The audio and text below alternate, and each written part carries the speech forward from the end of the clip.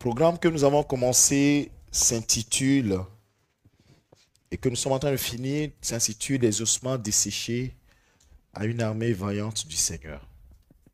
Vaillante du Seigneur, ou bien pour le Seigneur. Dans Ézéchiel chapitre 37, la Bible dit que les eaux que Dieu a fait voir à Ézéchiel, il dit, la main de l'Éternel fut sur moi et l'Éternel me transporta par son esprit et me déposa dans le milieu d'une vallée remplie d'ossements. Il me fit passer auprès d'eux tout autour, et voici, ils étaient fort nombreux à la surface de la vallée. Et ils étaient complètement secs. Et le Seigneur a accompli des choses durant le processus. Et la Bible dit dans le verset 9, qui va nous intéresser particulièrement en ce moment. Il me dit, prophétise et parle à l'esprit, prophétise, fils de l'homme, et dis à l'esprit, ainsi parle le Seigneur l'Éternel. Esprit vient des quatre vents, souffle sur ces morts, et qu'ils revivent. Je prophétisais selon l'ordre qu'il m'avait donné, et l'Esprit entrant en eux. Et ils reprirent vie, et ils se tinrent sur leurs pieds. C'était une armée nombreuse, très nombreuse. Amen. Dans le verset 14, il résume l'explication de la vision. Ézéchiel a résumé l'explication en disant, et c'est le Seigneur qui le dit, mais c'est l'explication, je mettrai mon esprit en vous et vous vivrez. Je vous rétablirai dans votre pays, dans ce qui vous est réservé, dans ce qui est à toi, sur ton territoire, dans ton couloir. Et vous saurez que moi, l'Éternel, j'ai parlé et agi, dit l'Éternel. Non seulement il fait vivre, mais il rétablit dans le pays, dans le territoire, dans la fonction, dans la charge, dans la mission. Cette notion, j'aimerais que nous puissions la saisir avant de partir d'ici. Il ne nous fait pas devenir vivants pour le plaisir. Ça n'existe pas. Et même Lazare qui a été ressuscité est délié pour qu'on le laisse aller. Vous ne le savez pas, mais il a porté la gloire de Dieu. Dans Jean chapitre 12, après l'événement de Jean chapitre 11, de la résurrection de Lazare, la Bible dit dans Jean chapitre 12, Jésus est revenu à Béthanie. Il était à table avec Lazare. Et les gens sont venus de partout. Et la Bible signifie que ils sont venus non pas seulement pour venir écouter Jésus, mais pour venir voir Lazare qui est mort, qui était mort et qui quoi? Est ressuscité. Et donc Lazare devient quoi? Un témoin de Jésus. Lazare devient quelqu'un qui attire vers Jésus. Alléluia. Et il faut que tu sois la personne qui attire vers Jésus. Ce n'est pas pour ton plaisir que Dieu te rétablit. Et il ne rétablit pas en l'air, il rétablit dans.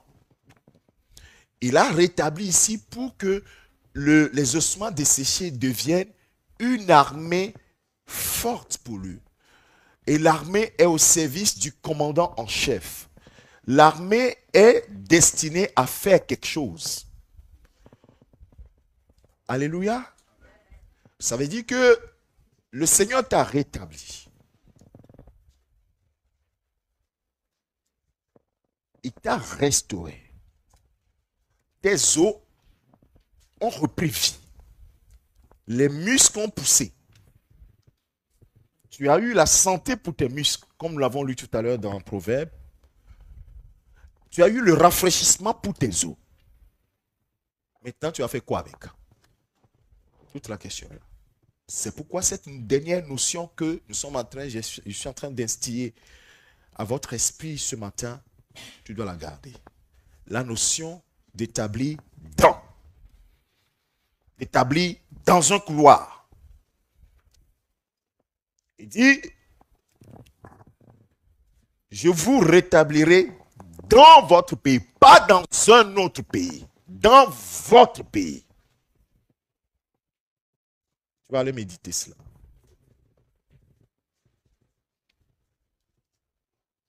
Durant ce programme, le Seigneur a pu dire à certains, vous n'êtes pas à votre place. Pour certains, vous êtes à votre place, mais vous êtes inactif. Ça ne veut pas dire que si tu deviens vivant, tu vas courir pour aller ailleurs. Là où Dieu ne t'attend pas. C'est-à-dire faire ce qu'on appelle de l'activisme. On te dit de courir là, tu cours ailleurs pour amuser la galerie. Non. Dieu, il n'est pas désordonné. On a dû sans doute voir la façon dont il a rétabli ces ossements-là. Et les détails que la Bible nous a donnés. Les détails anatomiques que Dieu, le Saint-Esprit a pu mettre. Pourquoi Dieu est aussi organisé? Les os éparpillés, il les a rassemblés. L'unité. Si tu reconstruis le mur, tu vas sécher encore. Si tu reconstruis le mur, tu vas sécher encore. Il n'y a plus de mur à reconstruire. Le fémur ne peut plus dire au tibia, j'ai pas besoin de toi. Le crâne ne va pas dire aux os cervicaux, aux disques, aux vertèbres, j'ai pas besoin de toi. Parce qu'il faut que les vertèbres portent la tête quand même. Et la main ne veut pas dire à l'humérus ou bien aux os du bras, je n'ai pas besoin de toi. Je n'ai pas besoin de vous. Ça n'existe pas. Et les yeux ne vont pas dire, moi je vais écouter en même temps, je vais voir en même temps et écouter. Donc oreille, je n'ai pas besoin de toi. Est-ce que ça existe? Alors quand nous disons, nous sommes passés des os desséchés à une armée vivante, le thème de notre programme, c'est pour quelque chose. Et nous avons examiné que dans Ézéchiel chapitre 36, que c'est une décision que Dieu lui-même il a prise. C'est son initiative. Et comme il est organisé, il ne peut pas rétablir, ramener à la vie pour rien. Ça veut dire qu'il va attendre beaucoup de toi. Ça, c'est le message. Il va attendre de toi. Il ne faut pas que ça soit un programme de plus. C'est-à-dire que quand il y a le programme, nous sommes hauts. Il faut que tu restes haut. Il ne faut pas descendre dans la vallée. Il ne faut plus descendre dans la vallée. Ce que tout à l'heure nous avons chanté un cantique en disant les choses anciennes, les choses du passé, je ne veux plus. Tu as chanté ça aussi? Moi j'ai chanté. Tu as chanté aussi? Bon, je viens ici. Tu as chanté aussi. Que les choses du passé, tu as fait quoi? Tu ne veux plus toucher. Bon, ok, va toucher. Va toucher. Vous voyez, c'est ce que le Seigneur nous réclame chaque fois. Nous ne sommes pas sérieux avec nous-mêmes. Nous disons des choses que nous ne faisons pas. Toi-même, tu as déclaré, Dieu ne t'a pas demandé de le dire. Donc, au moment où on chantait, si tu n'es pas prêt, il fallait te taire. Mais tu as chanté. Si j'avais prévenu, je sais qu'il y a des gens qui vont hésiter à chanter. Donc, comme je n'ai pas dit, tout le monde a chanté. Donc, nous tous, nous avons chanté. Il dit, les choses du passé, je ne veux pas quoi? Voilà.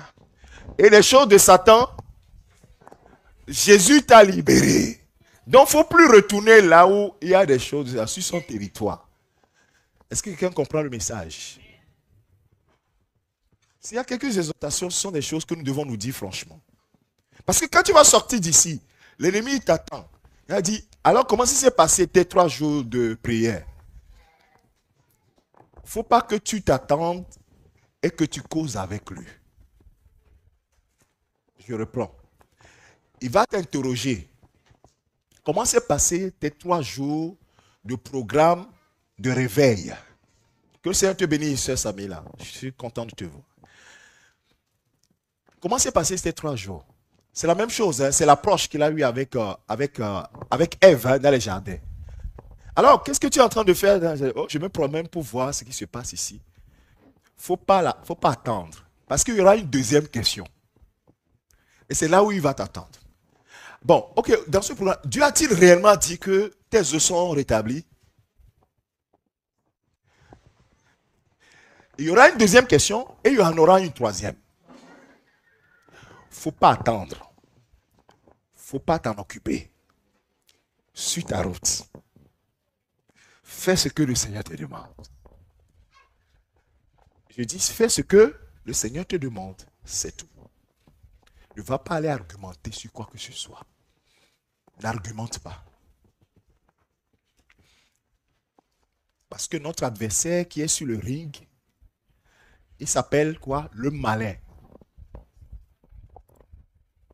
Donc tu n'es pas plus malin que lui. Lui, son nom, c'est le malin. Toi, peut-être que tu es malin. Mais lui, son nom, c'est malin. La Bible dit qu'il est le père du mensonge. Ça veut dire que s'il faut mentir, c'est-à-dire que lui, c'est grade. Lui, il est général. Toi, tu es peut-être capitaine. Donc, de la même manière, pour sa malignité, c'est pour le fait qu'il soit malin. Il est très malin. Donc, il ne faut pas aller jouer avec lui. Donc, les choses du passé, il ne faut pas aller flirter avec. C'est ce que je veux dire.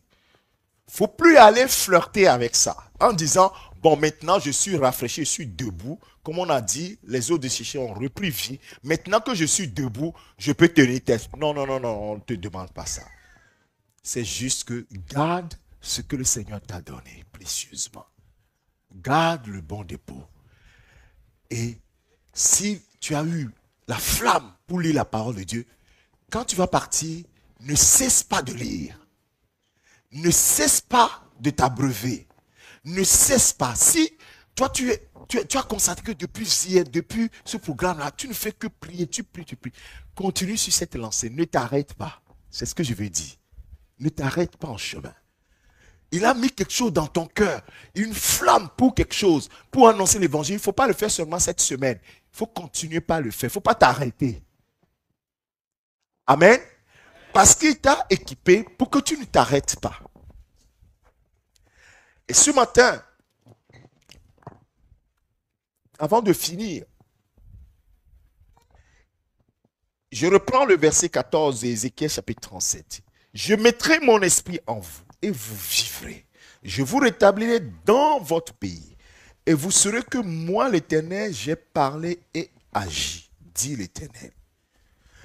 Alors, la parole de Dieu m'enseigne, et j'arrêterai là, que lorsque le prophète Joël, tu te rappelles de ce que le prophète Joël a pu écrire par rapport à ce que le Seigneur veut faire pour son peuple. Il dit, après cela, Joël chapitre 2, après cela, je répandrai mon esprit sur toute chair. C'est une prophétie ancienne. Joël n'était pas concerné. Vos filles et vos fils prophétiseront. Je vais te rassembler cela en quelques mots, tu vas voir. Vos fils et vos filles prophétiseront. Vos vieillards auront des songes. Vos jeunes gens auront des visions. Même sur les serviteurs, sur les servantes, dans ces jours-ci, je répandrai mon esprit. Joël chapitre 2, verset 28-29. Simplement pour dire, vous aurez la direction pour faire ce que vous devez faire. Isaïe dit, me voici, envoie-moi. Je vous donnerai la direction à prendre. Vos fils et vos filles prophétiseront. Ils seront dans le champ, ils feront ce que je leur demanderai. vos jeunes gens auront des visions. Ils auront la vision sur ce que je leur demande. Vos vieillards auront des songes. Oui, ils auront des songes et ils sauront exactement comment conseiller les plus jeunes et comment que faire.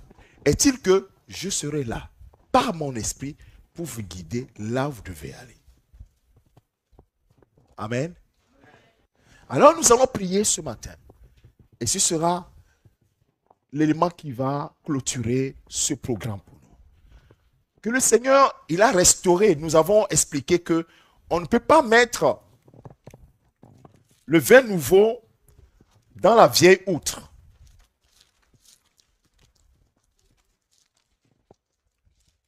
Matthieu chapitre 9. C'est pour la prière que je vais lire ce texte. Verset 17 nous dit, on ne met pas non plus, il a parlé de la pièce de drap neuf qu'on ne peut pas mettre sur un habit qui est vieillot, parce que sinon la pièce neuve va emporter la partie de l'habit qui est ancienne. On ne met pas non plus du vin nouveau dans de vieilles outres. Autrement, les outres se rompent, le vin se répand et les outres sont perdues. Mais on met le vin nouveau dans des outres neuves et le vin et les outres se conservent. Alors c'est ce que nous allons faire. Le vin nouveau, les outres sont changées, le cœur sont changés. Je vous donnerai un cœur nouveau. Je mettrai mon esprit en vous pour que vous soyez capables de pouvoir obéir à mes commandements. Et dit, quand il va remplir l'outre du vin nouveau, l'outre et le vin, c'est dans ta Bible aussi, l'outre et le vin vont faire quoi? Et le vin et l'outre se conservent, vont se conserver. Amen. Si tu es d'accord, nous allons pouvoir nous lever, nous allons prier.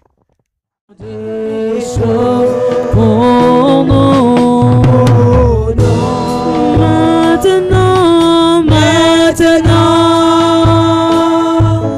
que le faible dit, je suis fort, et que le pauvre dit, je suis riche, car Dieu a fait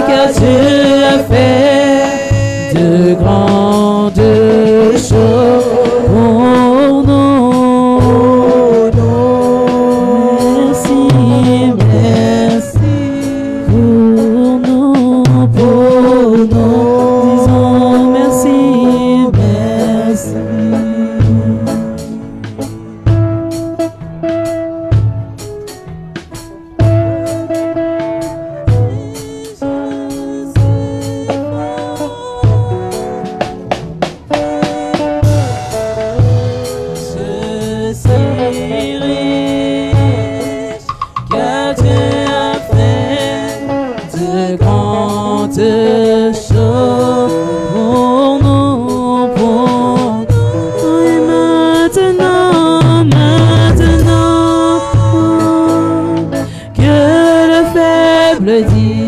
Je suis fort, que le pauvre dit, je suis riche, car Dieu a fait de grandes choses pour nous. Disons merci, oui pour nous, disons merci, merci.